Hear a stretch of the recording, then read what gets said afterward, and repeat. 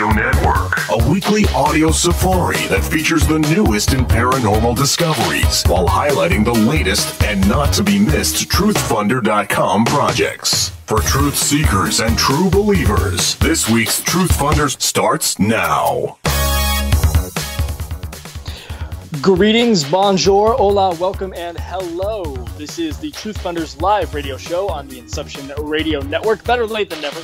My name is Art Webb. I am your host for this weekly look at TruthFunders.com and everything that is paranormal, metaphysical, universal, and essentially good. It is about the light here. Thank you so much for tuning in. You can listen to Truth Funders on the Inception Radio Network by downloading their amazing app. Grab that at the iTunes or App Store and the Android Marketplace. Just search Truth Funders or Inception Radio Network, and you can grab that sucker. You can listen through Roku, or you can listen live by going to inceptionradio.com/listen live. We are on just a hair behind schedule today due to some technical difficulties prior to getting onto the show, but Mark is here with me. Mark, are you there? I am here. Hey, Art, how you doing? Doing well, and we have a very special guest with us today that I guess we should just dive right into due to our tardiness. And why don't you introduce him and we can say hello and jump into a little bit of a show here. Absolutely. So I want to introduce everybody to Rick Friar. Rick is the author of a trilogy, which you can get on Amazon.com and BarnesandNoble.com and bookstores all around. The trilogy is called The Keepers, and it deals with all sorts of incredible science, future science fiction, science fact is what he calls it. And we'll be talking to him today a lot about that. So I'd like to welcome Rick to the show. Rick, how are you doing today? Good times, guys. Glad to be here. Good. I'm so sorry about the little technical difficulties we had. Yeah, well, I was having technical difficulties both in retrieving some of the information I wanted to speak about today from my computer, which was interesting earlier on. And I do another business. I'm a business broker, so I'm often on the web. So I was doing all sorts of research, and then every time I tried to gather data from the web that had been lost on my computer today, it all of a sudden would freeze up, and it was very arbitrary. And I could research any sort of thing except for instance, the Malaysian flight crashes, James Holmes shootings, things of this nature would all of a sudden freeze up my computer. Very interesting how then we end the day with this little technical difficulty. Well, there is a full moon on the day of this broadcast here, this Wednesday of this week, so that might have something to do with it, and it might just have to do with the fact that you're putting your foot in pools they don't need to be in, Rick. I would guess so. So what kind of things were you researching, and were you researching them for this show, or do you have a new book coming out? For both. Upon being aware that I was going to be on the show, I wanted to bone up on some of the key points that I've spoken of before, both in my books or just in general. Key talking points I've done at speaking engagements and the like.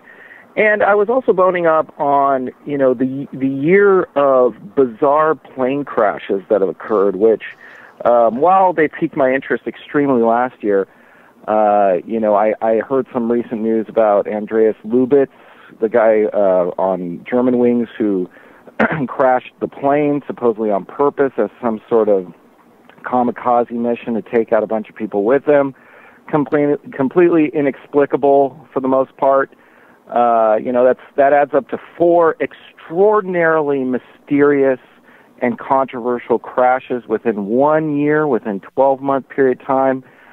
Very bizarre string of events, and so I was looking into all that to perchance speak upon it today, and my computer just would not allow me to do it. And I shouldn't say my computer, I should say my computer, my iPad, my iPhone.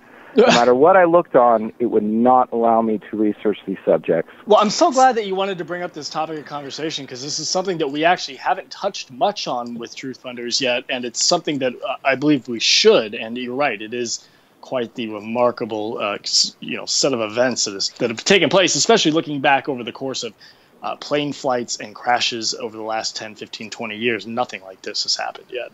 No, there's been events where, there's been, for instance, a plane that got shot down. There was Korea Air that got shot down over Russia in the 80s on accident.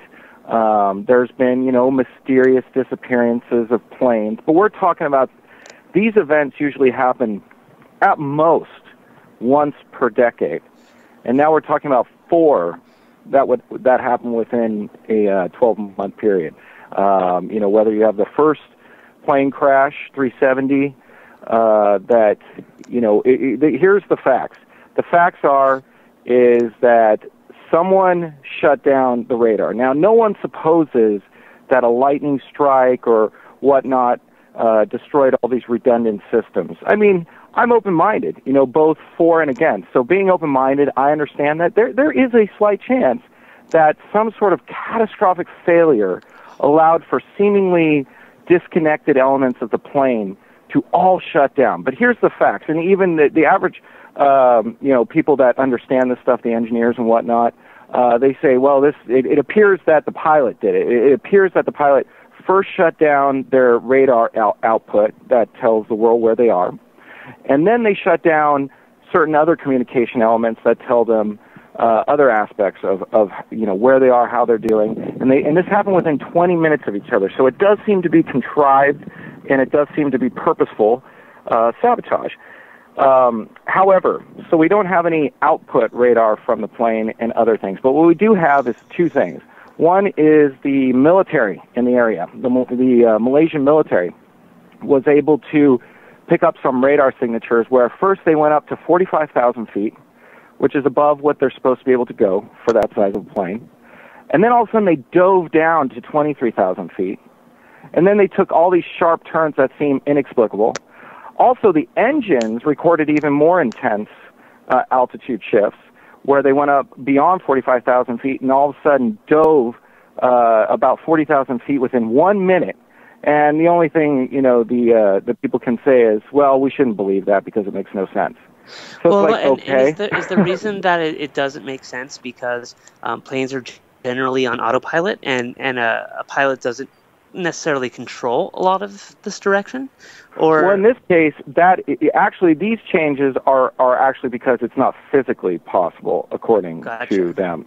I mean, it's very much on the verge of physical possibility. They believe that there's a very good chance the plane should have shattered at such a drop, especially being that it picked up. But it is Rick, possible. Let me ask you. I just want to take it a couple steps back. You got it. So what were you trying to research, or what kind of ideas are you having about these 4 planes in the past year? Like, what's not your conspiracy? I don't want to throw it that far, but what doing your research, what kind of ideas are you starting to sum up in your head that was the cause of this, or that they all have in common? Well, I'll tell you, the vast majority of my writings are extremely based around conclusions and drawing conclusions. That's the essence of everything I write. I do have to say, though, in this particular case, I have no exact conclusion. All I know is that there's something extremely wrong, and that goes to also the James Holmes shootings, the Sandy Hook shooting. There's something extraordinarily awry. Things, and this goes to Andreas Lubitz. All I know is that let's take very specifically, because we have no evidence from the 3 Malaysian flights, and by the way, the 3rd one was a Malaysian flight. It was connected with Malaysia. They were part of a parent company with the Indonesian flight, the 3rd and final one of last year. But let's just go to Andreas Lubitz, because we have a little more info on him. We have the recordings, for instance. He was in the cockpit. They have the recordings, and they can hear. And they can hear a man that is absolutely inexplicable in his calmness. There's absolutely no explanation how someone can maintain the type of meditative calmness. Now, those recordings are always specifically tuned up where they can hear everything, including the person's breathing. It's a very important element to be able to hear a pilot's breathing on the black box recording. They can hear this breathing. They can tune into the fact that, needless to say, he's not having a heart attack or anything like that. And in fact, his breathing is so calm and so constant that he is behaving as if he is not hearing anything around him. No matter how much of a sociopath, psychopath, how much you're trying to tune out things, you will absolutely have a raised blood pressure and heart rate if people are screaming in the background, as you hear on the recordings. If you're 10 minutes away from crashing into a mountain, and this man doesn't change in any of his diagnostics that can come from that recording, absolutely bizarre. No one can explain it, and they try to double back and say, oh well, this guy had mental issues and stuff. There's actually not that much of a history of mental issues. Every single person that knew this man thought that he was a cheerful and good person. And in fact, on the black box recordings, he was shown to be extremely cheerful, extremely reactive, and all of a sudden just turns off. And I'm not going to say that can't ever happen. I'm just saying that has every marking of a person that has fallen into a trance after being struck with a trigger. And if you guys know anything about... So are you talking about mind control? Is that what you're saying? Absolutely. MK Ultra style mind control. Needless to say, MK Ultra never went away. It didn't have to go away in any way, shape, or form. The directors of CIA in charge in the 70s, it's a known fact, it's established fact from the Senate hearings that he burned thousands of pages just from the pages that came out on MK Ultra. It's an established fact that the government did experiments on the average civilian using anything from just LSD to just simply hypnosis, and that they were extremely successful. So with MK Ultra, there's a lot of people who, let's say you are not of the paranormal world, and you're not familiar with a lot of the stuff, and you listen right now, you'd say mind control, that's absolutely ridiculous. Right. Like, that's not real, that can't happen. So what do you know, and what would you say to somebody who thinks that way? Because a lot of the people in the paranormal world... Well, yeah, absolutely. and I would also ask, too, is this something that's being done remotely via a human being, or is this something that's being done locally via device? Like, how in your speculation, how the fuck do you even do this? Well, it could be anything. I mean, that's actually how terrifying this is. And it is interesting. Let me double back to just go from trying to explain to the layman, and I'll first start on stuff everyone knows, and then I'll go into even evidence, and then move forward. The fact is that we've all heard of hypnosis, and I believe we've all seen it. In fact, my own father was able to be hypnotized. See, a lot of people don't even believe that hypnosis is real until they see someone they know be hypnotized. Oh, it's very real. Very, very real. It's absolutely real. Yeah, it's real. I've seen this. Yes, and I think, honestly, probably, 50% of the layman has seen someone whom they trust be hypnotized, at one of those shows or the like, or have heard the story of someone that they trust being hypnotized, where, it's not like it's something that's far out. The idea that a person can fall into a mental state where they are vulnerable to being told what to do by someone else and not even know it. So that's all it is. It's a mere extension. And of a lot of that is pure concentration.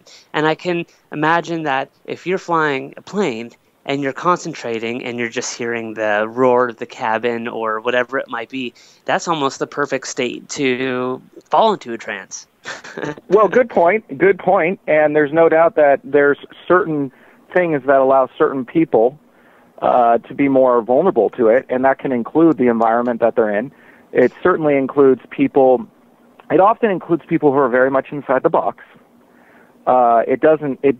Easily hypnotizable people are not people, let's say, like the audience here, that believe in far out things. The most easily hypnotizable people, if you look at the CIA records, are very inside the box people who trust the government, who trust the teaching system. These are just symptomatic of a person that's just inside the box. They don't really question things.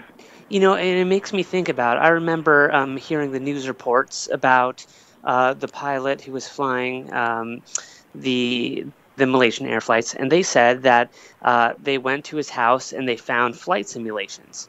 So this is kind of a two-parter for you, Rick. One, do you think that running those flight simulations, which a lot of pilots do. I have a friend who's a pilot, and he loves doing the simulations because it helps him improve his, how to fly. So do you think that maybe they reached out, or there's a program that they're able to influence the flight simulations at home that can trigger something? And there's then on top of that, why? Why would they do that? Okay, I'll be honest. Who is they? Sorry, Rick, you're a little muffled. Oh, can you hear me now? Yeah. Okay, see, here's something, and, I don't want to go too far off on this because this is pure speculation. I wanted to bring up first those flight things just to talk about it. It was something I was researching, and it was far out that it wasn't able to, the computers or whatever I was using wasn't letting me get through. And there is something there, big time, because it's far too suspicious. So all I have is suspicious evidence. I have not fully drawn a conclusion. So let me just say that we have a string of absolutely suspicious events that I don't know fully the big conclusion. But if I were to speculate, and this goes to 9/11, this goes to a number of things. Okay, it might sound silly at first, but flight is one of the most amazing things that's ever happened to mankind. What used to take months, if not years, to achieve, to be able to go to the East Coast, or, go all the way to Europe from the United States, or go to Asia, or go to Africa, or go to South America, would take months, if not years. And if you were on the shipping lanes, it'd be treacherous waters. My mother came across from Europe on the Atlantic, and absolutely treacherous waters. And they were on a modern boat, and that boat was listing so far that everyone had to get into their life vests and wrap the baby up in a special inflatable little baby basket, and they were potentially going to have to jump into life rafts or sink. And this was in the 50s. My point is that travel and interaction with other humans that are, far away from you and very different has been extremely hard in the distant past, or I should say, honestly, the recent past. Now, all of a sudden, we have flight, and flight was extremely expensive. All of a sudden, though, in the 90s, we have everything from the Cold War ending and the peace dividend, and the Clintonian era was extremely empowering economically to the average, American.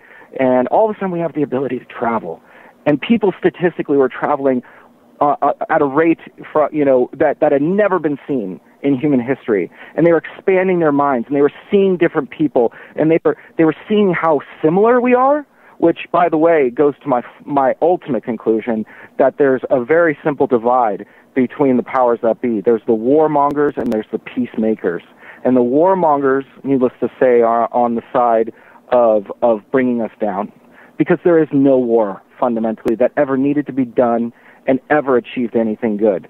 And that's a very spiritual concept for the most part, but if you actually look at it logistically, there's a lot of reason to believe that, from intelligence being a mitigator of war, in terms of intelligence operations, to all Rick, sorts of political... Oh, yeah, go on. Let me reel you back real quick. So, so what was the point about travel? So the point then is that, guess what? I know people that haven't flown since 9/11. No joke. Because they're afraid the terrorists are going to take control of the plane. And the Bush administration always rose those orange and red stripes, and all of a sudden no one's flying on planes. And then, a guy, some imbecile jumps on a plane with a bomb in his underwear, no one's going on planes. Someone has a bomb in their shoes and tries to light it with a match, no one's going on a plane. If I had to speculate, and I made it clear that this is pure speculation, I merely know that those 4 plane crashes in the past 12 months were just way beyond coincidence. But if I had to speculate, I have seen a pattern where the ugly powers that be do not want us to fly, do not want us to travel, do not want us to be exposed to different human beings, because if we are doing that, we are expanding our mind beyond anything that can expand your mind, traveling to far and distant lands and seeing people whom the government, the ugly government, not all the government, wants us to bomb and kill. If I had to sum it up, that's my speculation on that. All right. Art, are you there? Yeah, I'm here. I'm just taking all that in. That's quite a bit of information. It is unloaded. Yeah, it's an astronomical amount, and clearly this is something that, Rick, you are heavily involved with in researching, and just in fascination alone. It's become a passion of yours, clearly. Let me ask you a question. When the first Malaysian crash happened, that really got everybody up in arms, and then subsequently there's been another one and another one and another one, and it's been less and less press as time has gone on. Did you immediately know that this was not a typical cut and dry news story as soon as that happened, and as the weeks went on, were you just proving yourself more and more right, or was this kind of a slow build for you too in your interest in it as you saw more and more details, or lack thereof, really coming in? Oh, I would have to say it didn't become a real thing for me. Pardon me, until 17 that was blown up over Ukraine. Then I became fascinated. I was interested. I was like, wow, just like every other person, I was just fascinated. I honestly didn't do much research into how bizarre the radar findings were until Flight 17 happened. And then I was like, okay, this is weird. 2 Malaysian flights go down in the most bizarre. Honestly, it's not that far out to say these might be the 2 most bizarre crashes, at the very least, in the past 30 years. I would say disappearances, because we don't know necessarily if they did crash or not. Well, 17, there's enough evidence potentially to say they crashed, absolutely, because people saw it blow up. People, we do have some of the stuff, albeit the Russian government didn't want to let us have all of it. And by the way, I'm not anti-Russian at all in that statement. That's a whole other ballgame to talk about why they may have not been anxious to let them do it. So, but the point is I do believe 17 was shot down by a missile, but that does not happen but once every maybe 30 years. So there's really not much evidence of it ever happening before the 80s. So, Rick, it's evident, and I mean, I think everyone listening right now can totally hear your passion. And is this the type of to kind of step back away from even this and to kind of move into the creative part of what you do? Is this what you do? You do a lot of research about particular things. And then you write about them. Is it something that moves you or irks you, that sort of forces you to create, and that's what you do? Because your first book is a lot about biomimicry, and for those who don't know what biomimicry is, it's basically science imitating life. Is that correct? Yes, that's exactly what it is. Biomimicry. Yeah.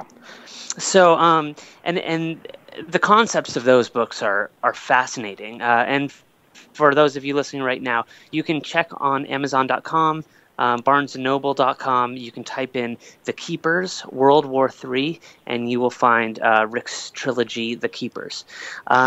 So it's, and I really want to talk about some of the science that is in your first book, because we can talk about DARPA, we can talk about Google, how that influenced a lot of what you wrote, and then to see some of these things actually happen, you kind of called it. That's what I find so fascinating about your books, is you write this fiction, but then you can kind of see the developments in years to come, exactly what it is that you're talking about. So with this stuff about the Malaysia plane flight, is this a book that you're working on right now, or is this just overall research you do for a potential idea down the road? Oh yeah, well, I am led to a creative story via my research. I am driven to research. It's a passion of mine. I am driven in general to, it's cliche, know the truth more than the average person. And it often then drives me to have a story. I don't know what the story would be out of this. I'm sure there would be one. In general, out of all my research, and, needless to say, about 2 decades worth, I have come to a multi-layer approach of reality. Now, my Keepers trilogy did not approach the extraterrestrial element, at least not the intelligent life extraterrestrial element. It did, of course, have extraterrestrials in it, but that's a different story. But also the historical conspiracy, and that's a cliche thing too, but it's an apropos concept. It's all the grand conspiracy, the extraterrestrial layer, which is the the spiritual layer is the final layer. But if you're atheistic, then it's the extraterrestrial layer, the historical layer, and that goes back eons and eons. But let's start at Atlantis, which was absolutely true. And there's so much archaeological evidence to support that. And I'm not talking about some far out necessarily concept, but pretty far out. In terms of what people think. Hold on. Let's talk about that for a second, because I think Atlantis, for me anyway, is a hot topic. I can talk about Atlantis for hours and hours, and I'm sure that goes for a bunch of other people. And, there's been these weird, every so often, maybe every 2 or 3 years, every 3 or 4, there's this peppering of Atlantis news stories that pop back up in the news, and has something been discovered about Atlantis. People want Atlantis, to be real. What is it that's stopping us from arriving to the point of exposing Atlantis for being something that actually did exist? Oh, well, that's a simple answer. It's the powers that be. Well, I should say again, the ugly powers that be, because there are absolutely powers of light that are helping us. Otherwise, we'd all be dead meat. So I'll drop down to Atlantis as a real quick drop down. Start first with the extraterrestrial. We're in a covert proxy war. And just like all proxy wars were fought between two powers. Now, forget who's the good guy and who's the bad guy ultimately. It's irrelevant. Just like Vietnam. I love America ultimately, but I think it's a great country. And honestly, I wasn't that down on the Soviet Union. It's a very nuanced debate. But the point is, they were horrific to everyone who got caught in between them. The Vietnamese would say, we slaughtered millions of them. It doesn't mean we're necessarily bad, but the point is that objectively speaking. Yeah, totally objective. We're not necessarily bad, but subjectively to the Vietnamese, we're horrible, at least during that period. And that's like us caught between an extraterrestrial proxy war. And it's mainly in a covert espionage proxy war where they're trying to drive us to kill ourselves, in so many words, so that we don't rise to a point that we join the ranks of the, for lack of a better word, galactic nations. It sounds silly, but I could go on for hours about that, but let's drop down to Atlantis. The point is that there was a point in time where humankind was reaching a zenith. Now, this has happened a multitude of times, and every single time. I agree that the human race has, time and time again, risen and fallen and risen and fallen. So, yeah. Well, as you know, we got the story to some degree as in terms of very put into a structure from Plato. And Plato, that was his exact words, is that humanity has constantly gone through phases where it's reached a period of wisdom, and then all of a sudden, boom, crashed down to being an infant again and forgets everything. That was exactly his point of telling the story of Atlantis, was talking about this grand time. And to digress on that for a split second, one of the biggest points of that story was that Atlantis went to war, some grand world war, and because of that, their civilization fell, both from losing that war, but it's a very nuanced reason why they lost that war. They lost that war the moment they started that war, so to speak. And then, of course, they were damned by God, so to speak, the gods, in his words, in terms of having their home nation collapse underneath the sea. But his fundamental point was that humanity had risen and fallen time and time again. And one of the biggest reasons why was because of our violent nature, and because of war and hubris, which was a big word. Is that what you think has happened to Atlantis? Absolutely. That's what Plato said, and that's a good starting point. And absolutely, everything shows that. And let's start on that. Just let's go back. Okay. So the fact of the matter is that humanity's comprehension of history is so unbelievably flawed. Including, so you have the layman who doesn't know what even the average archaeologist knows. And on top of that too, you have the, what they teach us in history class, which is so the history that they want you to learn in America. Absolutely. It's totally one-sided. It feels like it's broad, but they don't teach you anything. So there's so many flaws. Like, our history is almost like the Bible in many ways, where Sure. it's like it's a good story and things like this happen, but we don't really know what the facts are. Well, absolutely. I mean, let's look at the 80s. I was in elementary school. Christopher Columbus was the European who founded America, end of story. And then all of a sudden in the 90s, it's Leif Erikson, the Viking. And at first it's almost like an urban legend. And it's like, no, he really did. Leif Erikson really found the New World before us. And the Vikings in general were widely populating northeast United States and Canada in the around 1000 AD era. And then you find all sorts of other things. There's now mounting evidence that the Minoans and the Phoenicians were here, from Phoenician anchors to the Minoan mines up in Minnesota, the copper mines, where the copper from that area, and it's very easy to trace the content of a particular type of metal, and they found that the copper from those mines in Minnesota directly matches the Bronze Age copper, of which the Minoans were the biggest by far traders of, because copper is pretty rare to find. And the Minoans were an awesome Sea Age civilization around 3500 BC, and they were trekking this stuff over from the Americas, and the copper content, the different elements in it, were absolutely exact to that which was found in the huge 3 billion ton mine in Minnesota that was mined out, 3 billion tons of copper ore that we find in all the different Minoan traded goods. That So were from Minoan, was it? Yeah. We have people typing in the chat room saying that it was Michigan and South Dakota. Was it also Minnesota, or was it mostly Michigan? Do you know if No, they're right. It's Michigan. Apologies. Cool. Just if we don't fact check, everyone listening will fact Absolutely. check. No, I got great. the M state mixed up. You are absolutely correct, listeners. So, okay, so bringing us back to Atlantis, because I want to, we don't have much time beyond 20 minutes here. I want to try and power through as much of this as we can, because clearly we need way more time. So the fight that Atlantis fought with the gods, so to speak, extraterrestrials, I can put together, it is this thing that we're doing to ourselves time and time and time again, of war and greed and selfishness and wanting to kill one another. And that's, are we entering into that again? Are we just re-going through this cycle for the 8 millionth time? No. For the first time in forever, we are not doing that. World War I and II were the last time we did that. Humanity was at a zenith.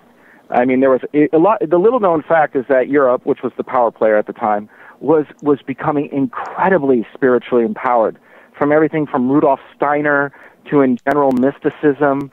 This is when Nostradamus really came into play. And I'm not saying Nostradamus is an amazing person, but the point is that the idea of mysticism, the idea not of religious spirituality, but mystical spirituality, the belief of the empowerment of the individual and their consciousness and their soul, just scientifically speaking, their consciousness, which, as I'm sure you all know from quantum theory and the like, physics has really empowered the idea of consciousness, and so many other elements. Health. The Europeans at that era were so into health, holistic healing, and the like. This is when we had the vitamin revolution, and I know some people are not huge, purveyor. They don't necessarily believe in vitamins, so I'll just back off necessarily of specifics. But I'll just say the fact is that Europe during that period was ready to go through a huge period of mysticism, of bodily health, of not obeying the powers that be. And all of a sudden we're thrust into the ugliest period in humanity, where people are slaughtering each other en masse and having a mass traumatization of human consciousness, so that it's very hard to think upon those things. Everyone comes home from war going, I don't want to think. All I want to do is go to my job, come home, have a beer, watch the game. And now we were entering into that again. We had the peace dividend after the Cold War. We had wealth. We had peace. We had good feelings. And all of a sudden comes along this period of extraordinary terror, which is embodied by the terrorism era of post 9/11. Just terror. Just, you're all supposed to be afraid now. It's orange, it's red. Be afraid. Negative. And we're absolutely heading towards there. But thankfully, for whatever reason, whether it's the internet and the spread of beliefs, or just the fact that, we're no longer, no matter how ugly America is, and America's the power that be, just like Europe was in World War I and II, America is in the end a nation that fought itself to get rid of slavery, that has constantly trying to done the right thing for the downtrodden, whether it's women or immigrants or the poor. Yes, there's always the bad among us, but in the end, America, if you look at the history of nation states, is very unusual, and in fact, I would say is completely unique. And this is what perhaps is sparing us. We have purged ourselves from negative cultural things over and over again, so that when the time came that we were the powers that be, we resisted the ugliness, we resisted the propaganda, and as bad as the terrorism era was under the previous administration, I feel that it inoculated us. And now we all look back, and no matter what side of the aisle we're on, unless you're very far on the side of an aisle, the average person has to know that was a weird era. I mean, an era where you provoke our emotions.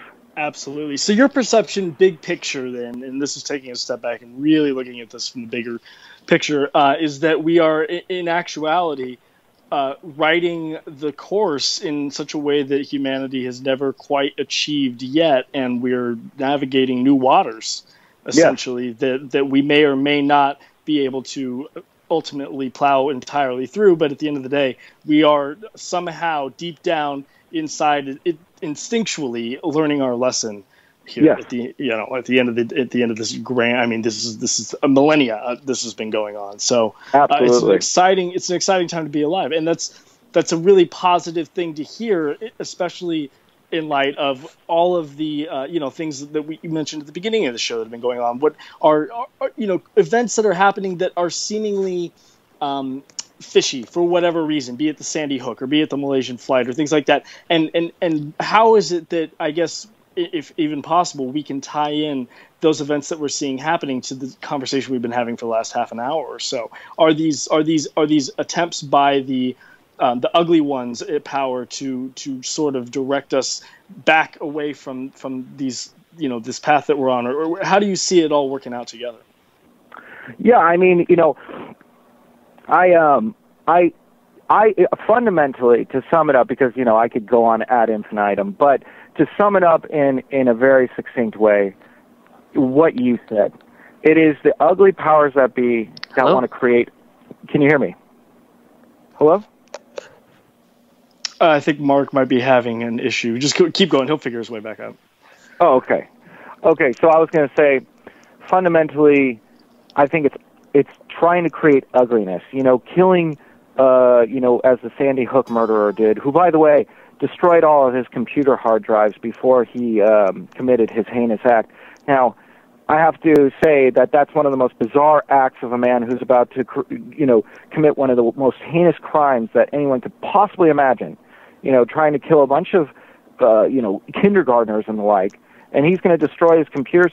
What could we possibly find on there that he would be afraid of us seeing when he's about to commit an act like that? Very bizarre behavior. What did he not want us to see? That goes to what Mark was talking about earlier about triggers. What could he have been, what could have been coming to his computer that was a trigger that then he needed as part of his, his mission to destroy once he was triggered. But anyway, the point is that creating ugliness, what? I'm a father, and I went and picked up my child, and there was no kids at school once I picked up my kid. And that happened all around this nation. Why? Because every parent in this nation was terrified. And regardless of rationale, we all went and picked up our kid that day because we were scared. Because when a man goes in and kills a bunch of kids in a school, it terrifies every person in this country. And that's what the ugly powers that be want to spread, is negativity, is anger, is terror. That's fundamentally what they want to do, because that traumatizes the soul. It traumatizes the psyche, and it disallows empowerment, because it's very hard to... Well, it's fear, and yeah, it's all based in fear and the spreading of fear. And I want to talk about fear. But really quick here, Rick, we need to take a short break, and then when we get back, I want to jump right back into that concept of fear, because that is the one thing that, at the end of the day, I believe we are all here to learn ourselves against and to conquer. You're listening to TruthFunders Radio, live on the Inception Radio Network, 888-919-2355. We're talking to Rick Friar, and we'll be right back after these short messages. TruthFunders Radio on the Inception Radio Network. TruthFunders was started as a place to shine a spotlight on paranormal projects. Other big-name crowdfunding sites bury paranormal projects that contain UFO, ghosts, Bigfoot, research, documentaries, books, clothes, movies, and more. At TruthFunders, we invite people to not just listen to our show, but interact and do something about it. You can create a project. Yes, you, listening to the radio right now, you can make a difference. Stop dreaming and take action at www.truthfunders.com. Click Create a Project and submit your idea, or browse the other paranormal initiatives that other brave souls have put their energy into. Support them as they reach into their creative spirit and turn their passion into progress. Each donation you will make, you will receive something in return, from a book to a DVD to a Roswell I-beam and plenty more. You don't have the scratch to donate? Fine. Share anywhere you can, from Facebook to Twitter, or blog about it. That's free, and it helps support a community of people that not only want but need to get the word out. We are not alone. We are a community. We need to believe in each other as much as we believe that there's more to life than meets the eye. Help support a project on TruthFunders, or create your own today at www.truthfunders.com. Hello, Inception Radio Network listeners. This is Amanda. Remember, you can take your Inception Radio shows on the go. Just download the Inception Radio Network app for your iPhone, iPad, or Android smartphones and access live shows, past shows, guest lineups, and much more. Just visit the iTunes Store or the Google Play Marketplace and download it today for free.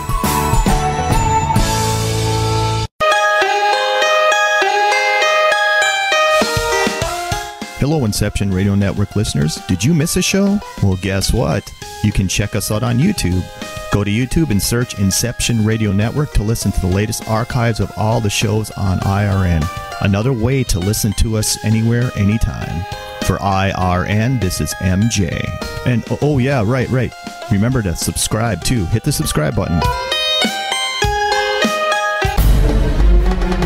Hey IRN listeners, Bob Tarmac here to announce the launch of the Moon Viewing Project. The Moon Viewing Project is an entirely non-government funded educational project that will launch a private satellite into Earth orbit. And get this, then send it to the moon, into moon orbit, with the mission to map the surface of the moon using the latest in high-definition photographic technology available.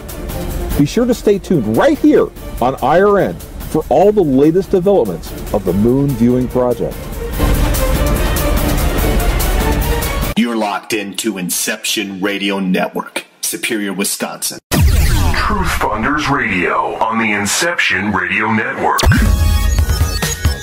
Welcome back to TruthFunders Radio, live on the Inception Radio Network. We are with Rick Friar. My name is Art Webb. Mark Schwartz is my co-host. We've got about 10 minutes left in this week's, unfortunately, abbreviated program. It has been one of the most fascinating, riveting, and engaging, compelling conversations I think we have had to date.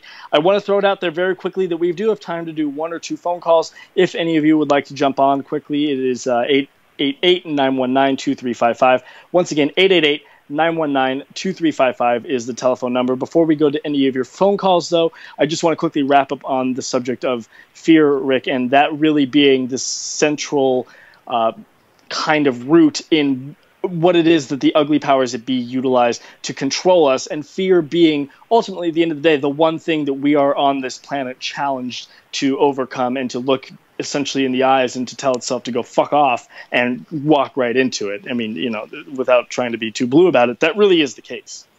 Absolutely. I could not agree more. You summed it up absolutely perfectly. Looking at it from a spiritual perspective, our souls were put here to look it in the eye.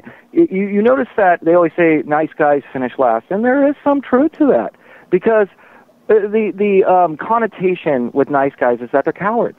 Because the fact is, yes, you have to be on the good side, so you have to be on the side of love, but you also have to be on the side of power, of courage. love and courage. Those are the two elements. And confidence and belief that good things will come to those that put that out there, Exactly. And that is how the universe tests you. The universe does not just test you for being nice. The universe tests you for being right, which is nice. Let's call that nice. And on the side of love, on the side of goodness, but also courageous, also willing to stand your ground and not be walked all over.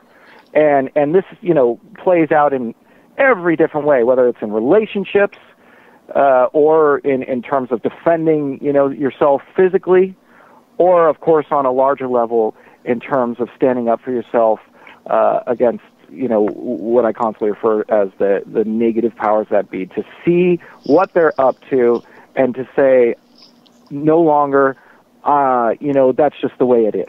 And to not give a damn what anybody else thinks about you, because at the end of the day, you need to stand up for what you believe in to be right, which hopefully is the righteous thing. And that a lot of the times is going to encompass going against the flow of society and what, ducking down into just what the traffic pattern might be and blending in. A lot of the times that courageousness and that facing of fear requires one to stand up and yell loudly that they are against whatever it is that they see going on around them. And that is one of the most influential and essential elements of living a lifestyle like that you can really point out, I think. And you nailed it on the head.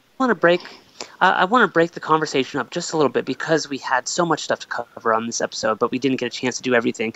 Maybe just like a 3 or 4 minute intro, a little bit about what's going on right now, Rick. Your books, The Keepers, they deal a lot with biomimicry, as we talked about earlier.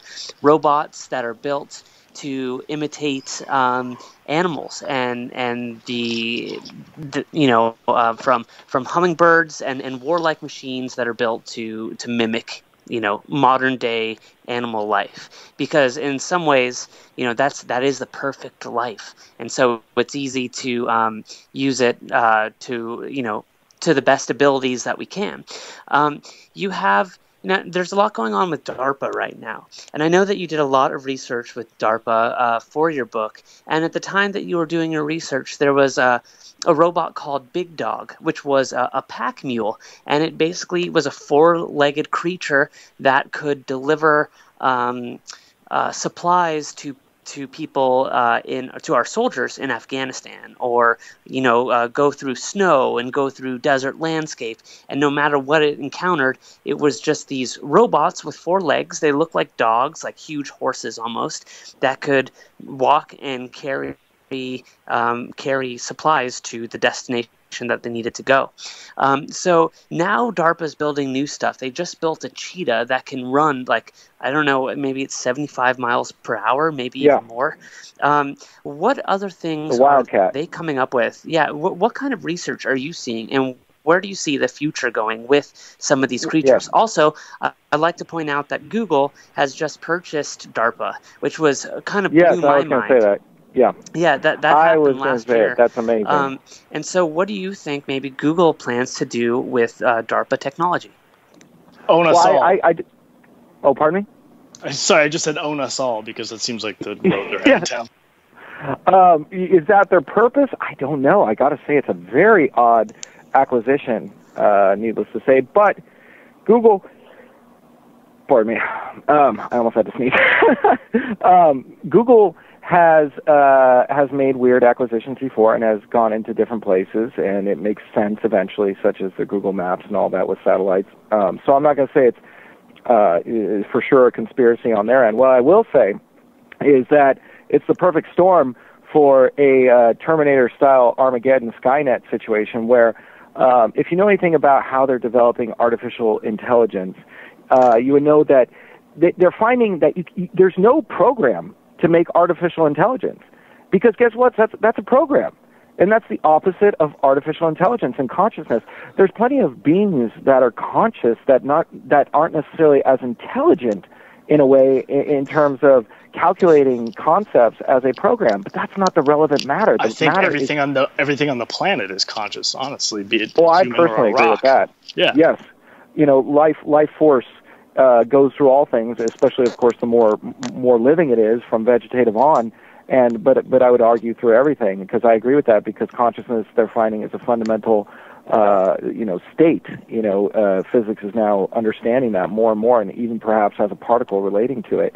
But the thing is that in terms of humans creating artificial intelligence, a very advanced theory that has been going on for at least 10 years and resonates with me is the idea of, for instance, it started with them saying, you know what, we got to let them create their own program. That's the essence of free will and consciousness, is letting something generate itself. So what they created was all these almost robot-like, insect-like little bug robots that could interact with each other and had very basic programming, but the programming enabled them to learn and learn how to interact with each other and how to learn from each other and how to pass on information, because they think that there will be this singularity, for lack of a better word, that will be reached. That will, Kurzweil. Pardon me? Ray Kurzweil. Exactly. So guess what? Now you got Google. You got Google, which is seeing all this emotion and interaction, between human beings across the planet. Whether it's a chat room, whether it's everything else that's looked up on Google, and that's all being passed through something. Now imagine some sort of virus or some other maybe purposeful program that makes its way into the servers and starts acting as an observer of some kind. I mean, it's a perfect storm. The idea that a search engine that has the ability to see so much going on in the world is the perfect state, if you looked at advanced AI theory, to become AI itself. And Google's now, Cloud9 time travel engine. What a good point. I never considered it like that. You know what? Honestly, Rick, I want to keep going on this so much, but we are pretty much out of time here, and I don't want to just interrupt you in the middle of a thought. So I think that's probably a good place to wrap. But would you please consider coming back on within the next couple of weeks to kind of finish out this conversation? Of course. Thank you. As long as Mark will have it. Yeah, absolutely. And Rick, can you tell people or give people the link where they can find your website and your book?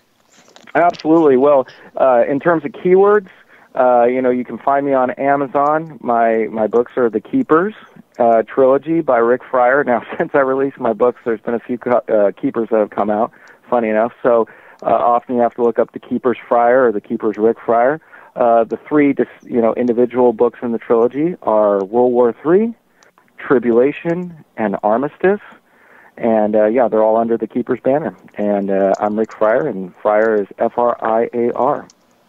Let me ask you a quick question here, just in these last couple minutes. Are you familiar with Michael Tellinger and his philosophies at all? I'm not, actually. Somebody you might be interested in looking into, Michael Tellinger. I think you would be very fascinated by his stuff. All right. I will look into and that. one last thing, too, I want to say is, Rick, I want to come to your book signings when you do your next book signing. Okay, you got it. I will definitely, make you aware, and you can, I'll send you an email or shoot a call to the studio. Great, Rick. Absolutely. Well, we will plan on talking to you soon, my friend. So don't go too far. We'll hook back up soon.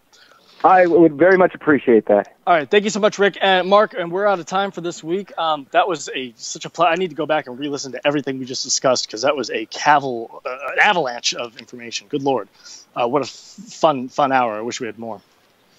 Absolutely. Oh man, it's things like this. It's like, how do you squash that into an hour's episode? How do you squash it into even two? There's just so much to talk. So we need to do an extended episode with our friend. All right, You're listening to TruthFunders Radio live on the Inception Radio Network. My name is Art Webb. I'm with Mark Schwartz. Listen live every Wednesday, 6 p.m. Pacific, 9 p.m. Eastern. Any last words, Mr. Schwartz? That's it. TruthFunders Radio on the Inception Radio Network.